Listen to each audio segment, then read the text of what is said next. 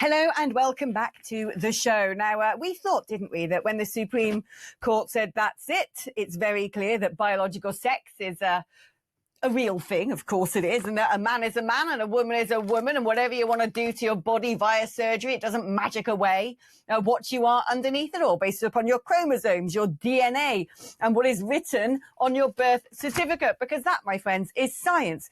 But of course, ever since that ruling, they've been at it, haven't they? The trans lobby trying to muddy the waters, trying to find little exceptions, little carve-outs, little loopholes. Well, if you've had surgery, then this. Well, it wouldn't be safe for us for that.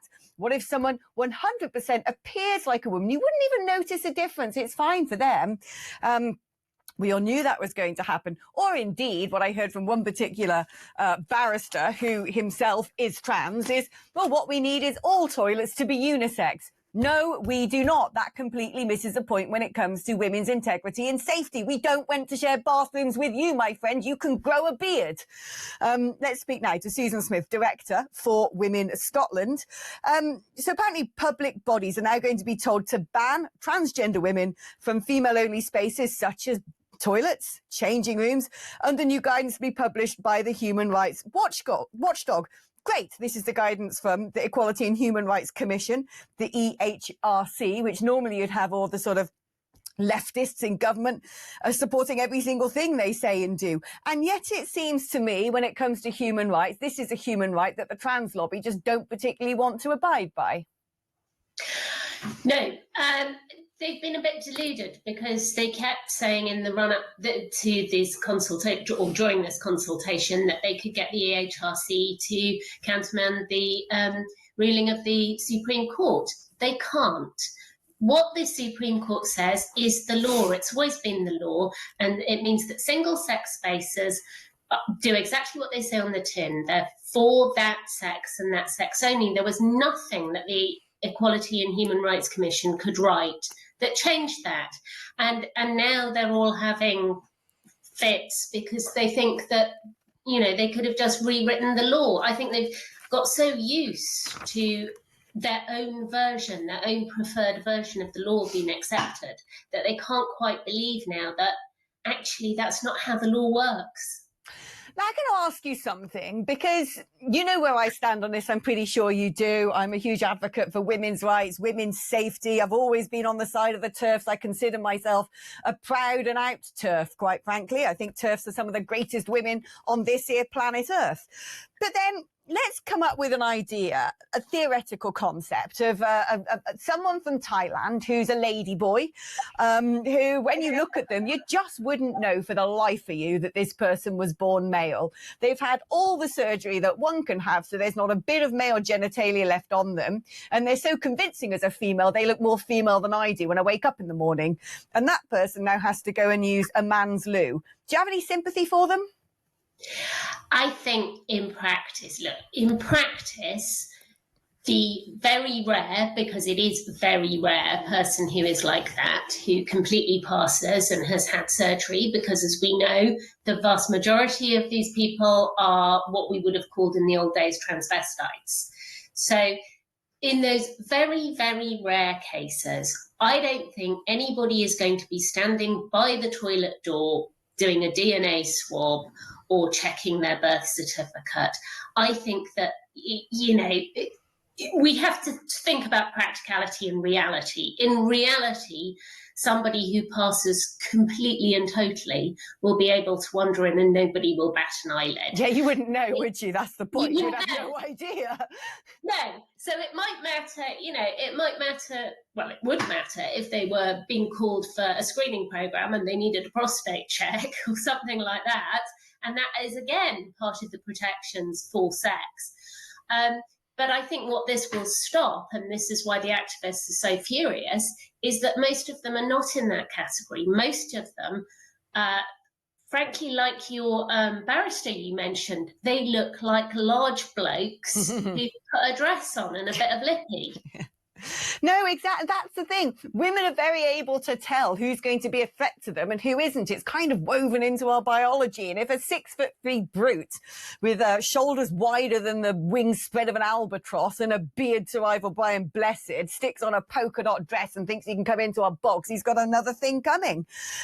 What do you make of this? It feels like a little bit of a victory for our cause when woke venues at the Edinburgh Fringe are having to abide by this ruling. Apparently one such place, Underbelly Bristow Square, home to multiple small theatres, put up a sign outside the female bathroom telling attendees to use whichever toilet best fits your identity and expression.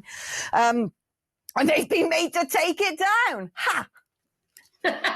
Yeah, I think that signage has been there for a couple of years. And I imagine they put those toilets up, they stuck the same signage up, and then it was pointed out to them correctly that this is not lawful.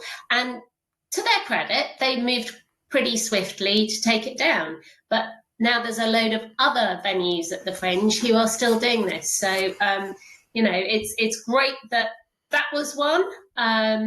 And they knew, I think, they didn't have a leg to stand on, but it would be good if some of the other venues. I was in one the other day, and it's quite an old venue, and they've got very old toilets, and they'd put signs up on the doors. They got one that said gender neutral cubicles, and the other one said cubicle and urinal. And they'd taken the doors off so you could see in. And the one with the urinals were right by the door. So you're walking past and anybody can look right in and see these urinals. And we were standing waiting for the cubicle ones, and a bloke walked in. And we went, I think you'll find there's a load of women waiting here. But it confuses everybody and it upsets everybody. Yeah. Well, this is the thing. It's the sort of balance on in society. Surely what you need to do is the greatest good for the greatest number of people. And having a sign which says use whichever toilet best fits your identity or expression has as a little coda to it, even if it means every single woman wanting to use that bathroom is going to be terrified, because that's the reality. That's the postscript on all of this stuff, isn't it? And you get long queues for the women's toilets, inevitably. And then there's a bloke standing in there because he's proving a point. Yeah. And he could easily go in the men's, but he wants everyone to know he's a woman. And he's prepared to inconvenience everybody else. But it's more than just proving a point, isn't it? I think one thing that just we don't talk about enough, and someone somewhere has probably had the cojones to actually do some research and create some statistics on all of this, but they will be suppressed. They won't be allowed out to see the light of day. And that is the Venn diagram, the mixed up amount of people who both question their gender or seem to suffer dysphoria, and also have some pretty unique fetishes. There's probably two camps of people. I think there are people who, the smaller camp, who do have issues around their body and often other mental health issues, and this is often the younger people, especially the young girls, and that's gone on for years, and they used to resort to anorexia and so on. But then you get a large cohort of, I would say, middle-aged men who have got a fetish and they are acting out their fetish. And we used to consider these people a little bit odd and creepy, and they are a little bit odd and creepy. To put it mildly.